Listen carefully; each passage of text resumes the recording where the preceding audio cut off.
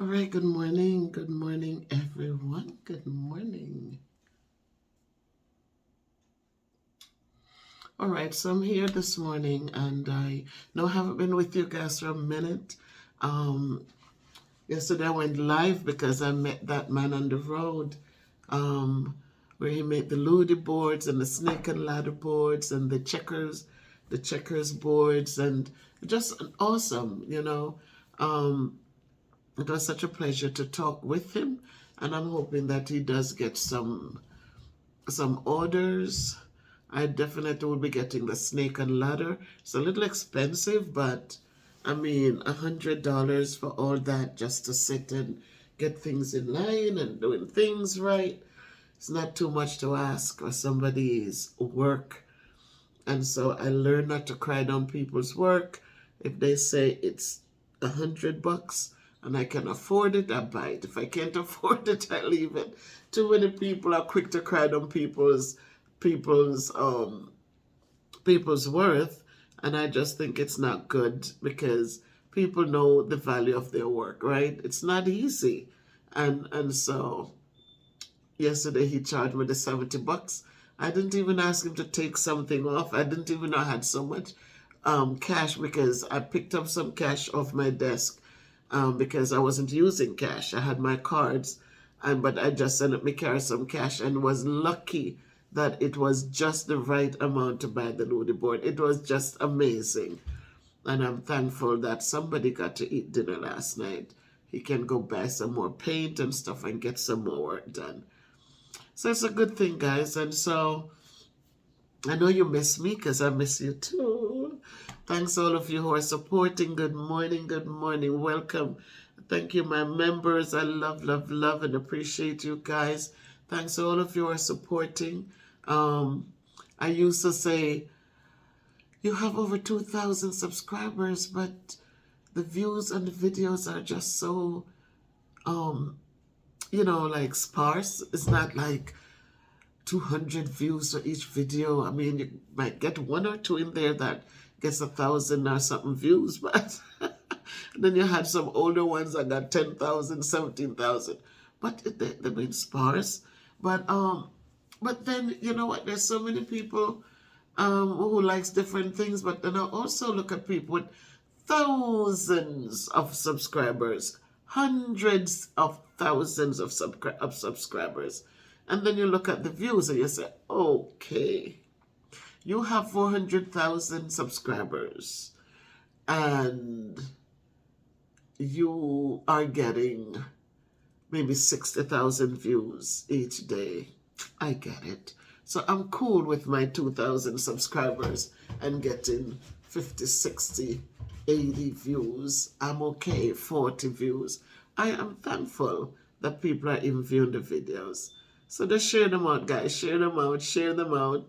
Um, Encourage your friends to subscribe to the channel. I know sometimes you don't have the time to watch all the videos because I am in that same situation where I subscribe to people and their videos come in, but I don't have the time. I don't have the time. The good thing with my videos, guys, once you see them come in, you know that they're mostly listening videos. So if it's a listening video, just as you wait for the bus or as you drive in your car, just turn it on and listen to the message or listen and leave a comment when you get a chance to leave your opinion, leave your views on what I said. So again, wherever you are, I'm just praying that you're okay. Because today, I just really want to talk about loved ones. What happens when our parents die? Our parents pass away. Um, Parents pass away. Okay. Um, or loved ones, or even wives or husbands. I was listening to somebody yesterday. I was listening to a conversation yesterday, and it really drives me to do this video because it is so true. It seems it's true from my experience. Oftentimes, you notice that parents are sick parents are not able to do much of anything anymore. And you have children who migrated and haven't seen the parents for a long, long time. Children who they worked hard. Yes, they went to school. Parents send them to school and they get nice positions in life and they build a nice family and they're doing extremely well. But then the parents become ill, right? And you have that child who didn't do well in school, who probably was the one who used to stay back to help take them to different places, to do the heavy lifting, to wash, to cook, to clean, to do other things. And so that child, when opportunities came for them to migrate or to do whatever, they decide that, no, you go, I want to stay. And as the parents get older and they get sicker and need more care, sometimes even if that one who stayed back had a home, might have to leave that home to move in to take care of the parents who are sick and unable to take care of themselves. And those who did well, they are living large and they don't have the time to support, to do what they need to do. But that one who stayed back, they're helping and going through the trauma of all the cries for the pains. They're the ones who have to be lifting and turning, wiping poop, cleaning up vomit, changing diapers if they are able to buy diapers, doing all the heavy lifting, listening to the painful cries, the moans, the groans. Some parents, when it becomes overwhelming, they start cussing and becoming so belligerent. But that child stays and goes through it. And those who are in high positions and have this status, and they might visit once in a while and they're not staying to smell the stench in the house anymore. Because now they're big, they want to stay in hotels. But that one stays there no matter what. And then comes the end when the parents pass away. And you ever notice, I don't know if it happens in your family or I don't know what, I was just talking to her and I am just like, life happens. Life truly happens. And you see them all of a sudden, the parent passes away, and the one who was there all along took them to doctors, have to make sure prescriptions are filled, find food to feed them. Sometimes they can't eat the hard food anymore, you got to crush it. You're going to make it so that they can get something in their stomach. All of this every day, bathe them, keep them clean. Keep the yard clean, keep the home clean and inviting. Do all of the heavy lifting. And some of those in status might send $1 or $2. But then the end comes when the parents are gone. And all of a sudden, the one who was there doing everything, making sure everything was in place, making sure medications were properly given, making sure doctor appointments were kept, making sure, all of a sudden, they get pushed aside, right? Because now is the time for those in status to take their role, to play their role. And know what their roles are.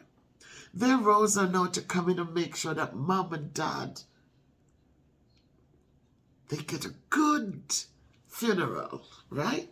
The one who was there doing all the heavy lifting doesn't know how to pick out a nice casket anymore, doesn't know how to make arrangements anymore, because now the arrangements must be made to fit the status of these others. Fit the status of them who, when they came to visit, couldn't sleep in the house anymore because they were too large. They were doing too well in life. They couldn't wake up in that kind of a bed. They couldn't sit in a chair to keep company because that was beneath them. So they need to stay in hotels. And so they come and they pick out the best casket, gold framed and all the trimmings. And they order the limousines to drive through town. And they create this whole thing where everybody could come and they could eat and drink all they want.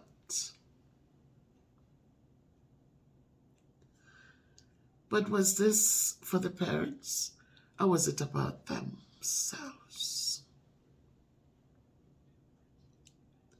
And then the funeral takes place. And now what is left? Everybody begins to fight. And those who were there making sure everything was okay, they get cussed out, they get pushed out. Right? Everything is taken from them. When mama had left me the house, or daddy had said, the house is mine when he dies. And everybody comes and they claim everything. And even though you notice those who have, they are the ones who want more on what they have. Right? And so Bible must fulfill. Because the poor gets poor and the rich gets richer. Those who have, they don't care how they push you out of the way and push you down, as long as they get they can walk away and say, look, you took care of our parents, you did a good job while we were out there making our money, raising our families, living big, going out to dinners and just living big. So that's yours. You do what you want to do with it. No, it's amazing. And when I say amazing, I don't mean it's so amazing, it's beautiful. It's just a disgusting amazement how people behave before people die and afterwards. You have those who they hide and they take out insurance policies because they could afford to pay for it. Those are people who can work, who are not making a living, and just stuck there taking care of old people. They don't have money to take out insurance policies. But you have those who, yes, they're doing well enough to pay for these policies. But yet, when the monies need to come together to do the funeral, they're looking at you who spent all your years sitting there taking care of them, and they can't say that's your contribution. No, they expect you to put your portion in. And those with the insurance, they wait, they come and they sneak, they get the death certificate, they collect their big monies. And they don't say, well, when I took out the insurance, it was to bury my mom or pop, so I will take care of it, or, I'm going to put in so much. No, everybody's quiet. And they want to see what is there before they add that whatever to get the grand standing. So this morning I'm saying to us people, listen to me. When your parents are raising you and they were good to you and they make sure you have education and they made sure that things went well for you, please don't ever forget that.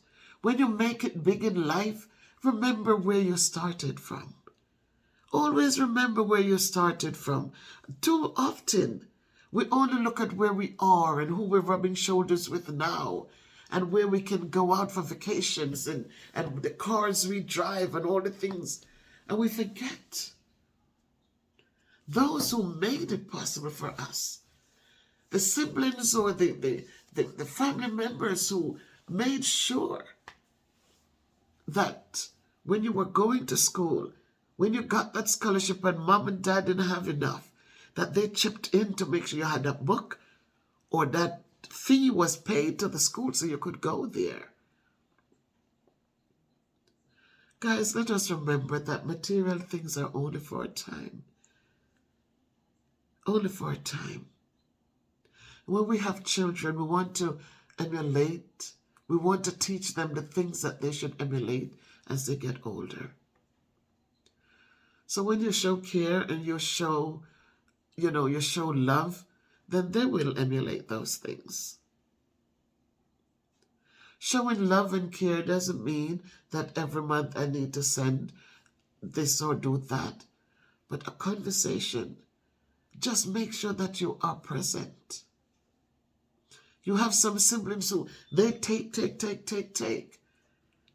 And if any of your parents should ever say this is for this one, they go crazy, they get mad, they get frustrated because why are you going to give her? She has enough. Shouldn't be like that.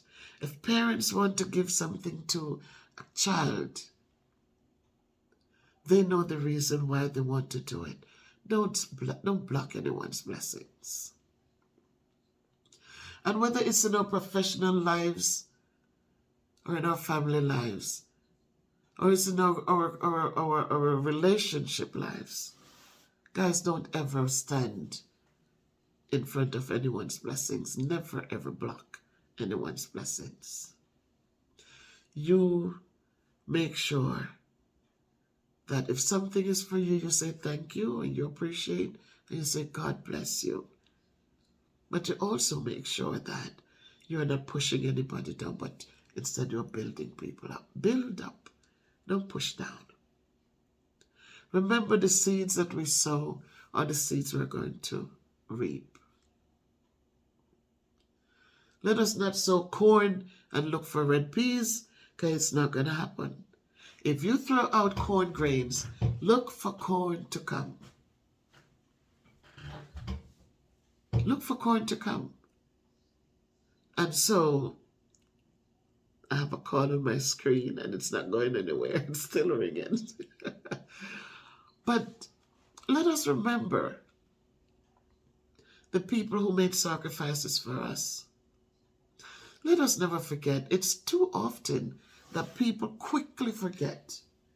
And because people were always there doing, they feel like people are obligated. Nobody's obligated. My grandmother always said to me, nobody has to do anything for you. So that's why you never forget kindness. She said, nobody has to do for you. So when people do for you, you remember. When my grandmother passed away, I wasn't rich at all. I had 2 children in college. I'm a teacher, for God's sake. Our salaries are not executive salaries. You all know the stories about teacher salaries. We get the lowest salary across all professions. The lowest. Regardless of how much we have to put in and how much we have to do, we get the lowest salary. But I thank God that when Granny died, I didn't sit and look like, well, I got to put away this money for my kids to get their books to go back to school. I didn't even think. I just knew that I must be there. And I felt good now when I think of how everything unraveled, that even though I got nothing that Granny had, I didn't get any of the land, I didn't get anything. I remembered even in the cabinet, we call it a cabinet then. She had some nice things in there. And in my heart, I didn't say it to anyone, but in my heart, I remember one time I went home and I was saying, Granny, these things are so beautiful. I wouldn't want to take it now while you're here. But that's one, there was a thing that filled up the entire floor, the shelf of the beautiful piece. It was like a soft blue with a brighter blue. And it was, the edges were gold. And it's a serving plate. And it just sits, it was so big. And in my heart, I said, I would have loved to have that. But I didn't say it to my aunt, I didn't say it to my uncle, I didn't say it to anyone. I'm sorry. But when Granny passed, There was nothing there. I didn't stick around for anything. She had left a will. I didn't wait around to hear the will read. I just wasn't interested because I am so in another world. I don't allow things to take control of me. But I am happy. I think of how everything went, and I am so pleased with myself. Because mind you, Granny was the mother I knew. So for me, I needed to do for her.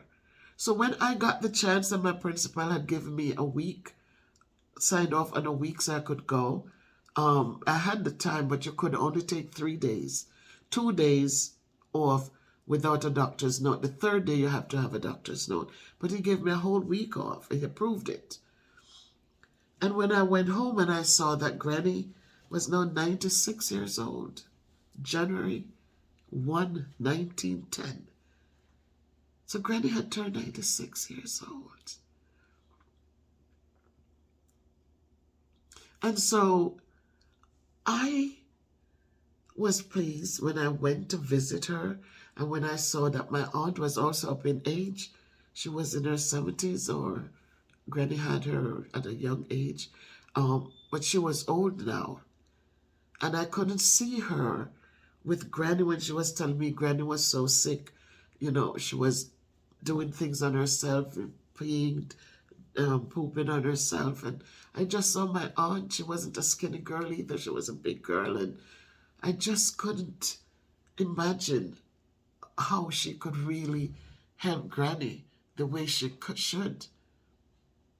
When Granny was, when Granny was in that condition. And what I did, I said, Auntie, I cannot be here. This is her mother. This is my grandmother. But what I did, I put in place the funds. I said, get somebody to come in the mornings to take Granny up out of bed, bathe her,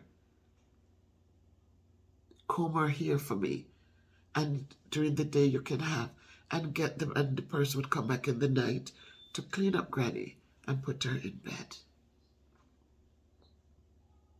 I had brought a lot of Pampers, left them there.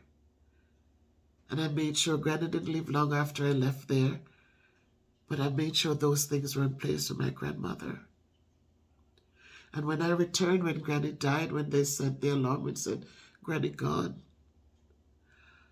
I didn't weep and mourn and carry on. I didn't. Because first thing I looked at, I said, thank God, thank you for taking her. Thank you for taking her home and making her rest peacefully. Because I know my aunt couldn't manage. So it didn't make sense. I'm going to move. Oh my God. Wouldn't for God, will you take? I thank God that he took her. I didn't want Granny to be abused because she was such a loving, caring person to everybody she knew. Everybody she knew. I remember when I married my husband, he was there. I would go online and they had Super Plus. That's what I would do. I'd go on and I would shop. Because in my head, I didn't want them in Western Union for anybody to go rob them. That was something I was afraid of. I didn't want to send money to Jamaica and they go to pick up money and people knock them down. So I do Super Plus and my husband would go in, pick up. I did four people shopping, and he would go and pick up and bring Granny's up to my aunt's house. So I might not have been able to send hundreds of thousands, but I made sure, even though I wasn't there, I made sure I never forgot that Granny wasn't hers. My father wasn't there. He's dead and gone. My mom was young. My brother and sister was at my mom's parents' home in Trelawney. My other little sister was at her grandparents' home, and I was all the way up in St. Elizabeth. And that's something I will speak on another time when we decide to share up our kids. Because the bond, it's hard to create a bond, people. It creates a lot of some kind of animosity But I remembered when I went back home and Auntie saw me come, and it was so, I felt so good inside. But people were there who were hateful and figure, oh, they treated me like a queen. And she verbalized it. She opened her mouth and says, yeah, the queen is here. The African queen is here. Because when I got there, they didn't drop me off down here at the road that I walked up into the yard. The vehicle was driven right up to the veranda, right up where I just stepped out the door and stepped right onto the veranda. And people hated that. But mind you, when Granny them was alive and they could do for them, they didn't do much of anything. When they were sending stuff home, it was used stuff. When I sent things home for my grandmother, it was stuff brand new. I'm sending them dresses. I send the same dress for Auntie, the same dress for Granny. The same color dresses. I would send whatever, the hats, the shoes. When even sometimes the shoes went, and my aunt would take them and wear them, and she said, Miss stretching them for my mother. She got hers, but she also wanted what Granny had. But I never, ever begrudged anything I sent for them. And those who were able, they had their houses already. They had this and that. They didn't. Even in the end, when we got to Montego Bay and I was with that person who wasn't, almost missed the plane because why? She had to hear the will read to see if my name was on the will. She wanted to know if I got any of the land that Granny left, 16 acres. She wanted to see if I got any because my dad wasn't my grandmother's husband's child. And so for them, whatever was left, it was only to be shared for the kids who had my grandmother's husband's name. But I tell you what, I didn't get any of the 16 acres, but I tell you this, that it's sitting there, not one of them can pay taxes on it. One of them is gone. I told you about her in one of my videos. She passed away at 48. And she was, you know, she wanted to make sure. And I smiled and I said, it is sad that this is a place I grew from age 2. They took me in that bushes over there. And I contributed so much. I said, I'm better off. I didn't need to be in the chaos. I didn't need to be in any arguments with anyone. When Granny passed away, you hear the little talks, you know, about who belong where and whose husband will fight for their share and whose. I wasn't in any fights with anybody. I buried my grandmother and I left. And I'm peaceful and I'm happy. And the good thing is, in the end, because I wasn't greedy and I wasn't, one time my aunt, she sent a message. She said, oh, you know, Bev, Granny, I see you didn't get anything, but I'm going to give you an acre of mine. I said, no, thank you. I said, I'm good. I'm good. I said, don't just sit there and worry, because I'm good. And I've been good. God opened so many doors for me. So people, I'm saying to you, when you have your parents, do the best you can for them. Don't sit there and think that people who smile with you and maybe say the best words to you and think that when you're there cleaning the poop and doing this and they're living their big life and they might say, oh, I appreciate what you're doing. Just hold it like I don't know how to tell you to hold it, because it's only lip service. Because as soon as situations change, they forget. And they have no heart to think that what you did was valued. A lot of people only put value in money. They don't put value in services rendered. So today I say I'm giving you hope. I'm telling you, even if they take everything, just remember that you're still rich, because the earth is the Lord's. And nobody, we have not seen anyone left this earth yet with their riches. No one has left this earth with their riches. So it doesn't matter what we have. When we're selfish with it and we feel like, oh, when death comes and we're gone, we take absolutely nothing. So let's just do good, guys. Let's just remember, people are sitting there doing the heavy lifting. Acknowledge them, appreciate them, and also, you don't need it. Let them have what is left there. Don't fight them out for it. Don't start now, I mean to forget this and I mean to forget. Cut it out. Cut it out. Let your parents rest peacefully. Don't let them have to be rolling over in their graves. It's not a good thing. Cut it out.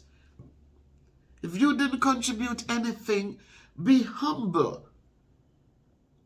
And don't rise up and create a rift against your siblings and your loved ones because of old materialistic things that you cannot take with you anywhere.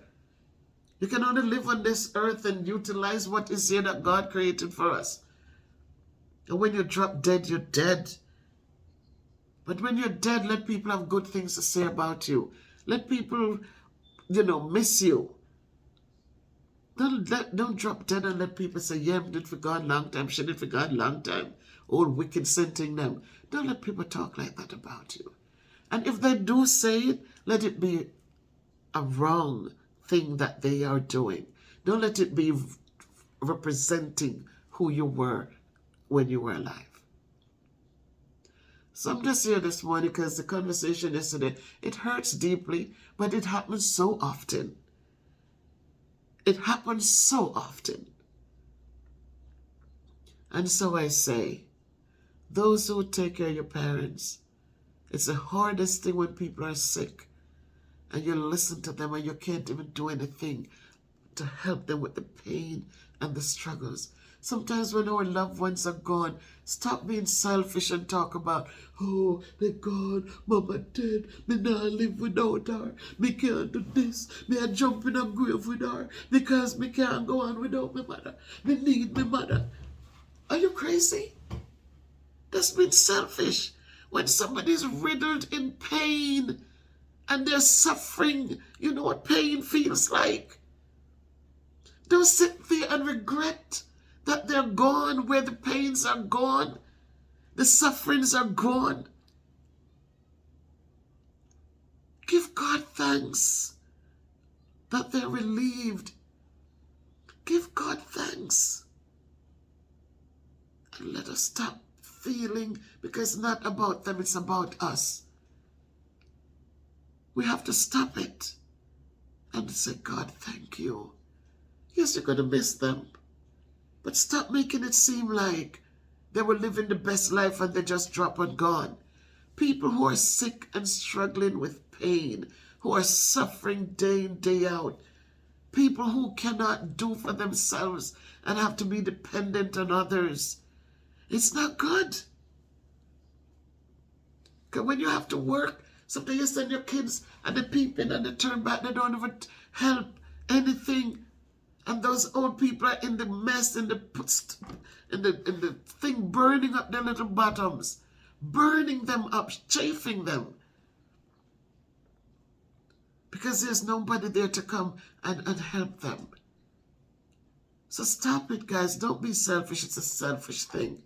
It's a selfish thing when people are suffering and you're crying and talking about, I wish my mother was still here.